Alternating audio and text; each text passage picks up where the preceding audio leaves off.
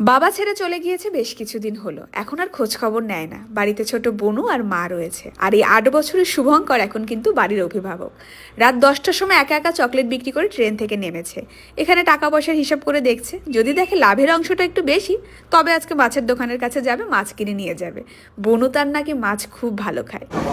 বাড়িতে কে কে আছে? মা আছে, আমি আছি, আর আমার বোন কত ছোট? বাবা কি করে? বাবা বাবা নেই। বাবা নেই। মা কি করে? বাবা মা লোকের বাড়ি কাজ করতে। মা লোকের বাড়ি কাজ করে, আর উনি সকালবেলাটা স্কুলে যায় আর বুনুকে রাখে মা যখন কাজে যায়। আর আসার পরে বিকেলবেলা তো মা কাজ থেকে ফেরে, তখন মা আবার বুনুকে রাখে। উনি চকলেট নিয়ে বেরিয়ে পড়ে ট্রেনে। ৮ বছরের বাচ্চা ট্রেনে উঠছে, নামছে, ভিড়ের মধ্যে চকলেট বিক্রি করছে, তারপর রাতে বাজার করে বাড়ি ফিরছে। ভাবা যায় পরিস্থিতি এক অদ্ভুত জিনিস, যা তোমাকে কম বয়সে অনেক ম্যাচুরিটি এনে দেবে, যেটা হয়তো অনেক মানুষের বয়স হয়ে গেলেও আসে না। এই চকলেট কোথা থেকে না? ওখান থেকে না? এটা কি তোমাকে অন্য কেউ দেয়? না না, আমি নিজে কিনি। তুমি নিজে এই টাকা দিয়ে কেনো, কিনে চকলেট বিক্রি করে। এখনই ব্যবসায়িক হয়ে গেছে, ভাবো। বাজার করবো ওই সাইডে গিয়ে বাড়ি ফিরবো। কি কি বাজার হবে আজকে? আমি মাছ নিয়ে যাবো। তুমি কত ভালো ছেলে জানো, আমার এত ভালো লেগেছে তোমাকে দেখে। ওর যে ব্যবহারটা আমার সব থেকে ভালো লেগেছে। তুমি ট্রেনে যদি ওর কাছ থেকে চকলেট না নিয়ে ওকে 100 টাকাও দাও, সেই 100 টাকা কিন্তু ও নেবে না। তোমাকে 1 প্যাকেট হলেও চকলেট নিতে হবে, তবে ও টাকাটা নেবে। এই শিক্ষাটা আমার বেশ ভালো লেগেছে। আমার কাছে এখন এটা তুমি রাখো, এটা দিয়ে বাজার আসলে চিকেন কিনে এটা নিয়ে নেবে? যাবে। এটাও না, এটা দিয়ে, এটা কিন্তু তুমি এটা কিন্তু আমি তোমাকে বাজার করতে দিলাম, তুমি এই টাকাটা দাও দেখি।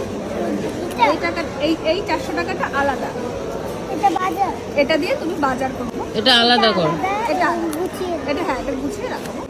এই পকেটে। আচ্ছা হ্যাঁ, ওই আলাদা করে নাও, বাজার করবে তারপর ওটা থেকে যাবে। পেন চেয়ে নিয়ে আসলো, আমি আমার নাম্বারটা লিখে দিলাম, বললাম কখনো কিছু দরকার হলে আমাকে একবার ফোন করতে।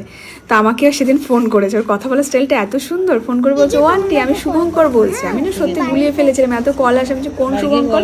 বললে তোমার মনে নেই, তুমি আমাকে কত আদর করলে, আমি সেই শুভঙ্কর বলছি। এটা 9, এটা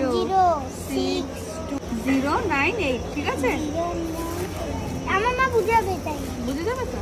তোমার যদি কখনো কিছু দরকার হয় তুমি আমাকে একবার কল করবে, আমি এখানেই থাকি, কেমন? টাটা। আর মা তুমি কি হিসাব করে কিনতে পারো তো একা? তাহলে মাকে নিয়ে আসবে, ঠকিয়ে দেবে। আমাকে কেউ ঠকাবে না। টাটা। কল করবি গিয়ে, এখন মাছ গিয়ে কিনবে এখন, তারপরে বাজার করে রিক্সায় বাড়ি যাবে। কত দায়িত্ব, এখনই পুরো সংসারের দায়িত্ব নিয়ে নিয়েছে। দায়িত্ব, বোনের দায়িত্ব, মায়ের দায়িত্ব।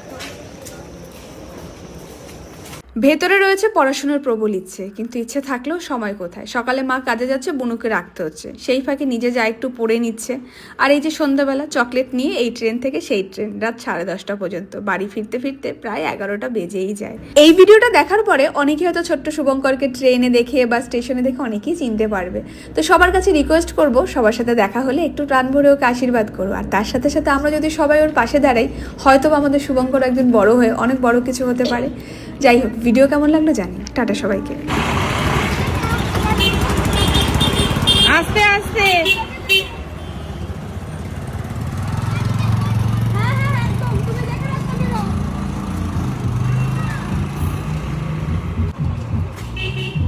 লাইফ কাকে বলে না, মানে কি বলবো, আজকে ওকে দেখে না সত্যি রিয়েলাইজ করলাম যে বাস্তবতা অনেক কঠিন। আমরা রাস্তায় চলতে গেলে মেয়েকে ডান দিকে রাখি, ইহা রাস্তা হাঁটলে বাঁ দিকে রাখি, বাঁ হাতে রাখি, কোনো দিকে না লাগে। আর এই বাচ্চা রাতে এখন চকলেট বিক্রি করে আমাদের সাথে একই ট্রেনে ফিরলো। রাত এখন 10টা বাজে, বাজার করে বাড়ি যেত, এখন তো দোকান বন্ধ, বাজার নিতে পারলো না, বাড়ি যাচ্ছি। এটাই লাইফ। রাতে খাবার নিয়ে রাতের খাবার নিয়ে বোন মা বসে রয়েছে, ও খাবার নিয়ে যাবে, তবে খাবে। বাবা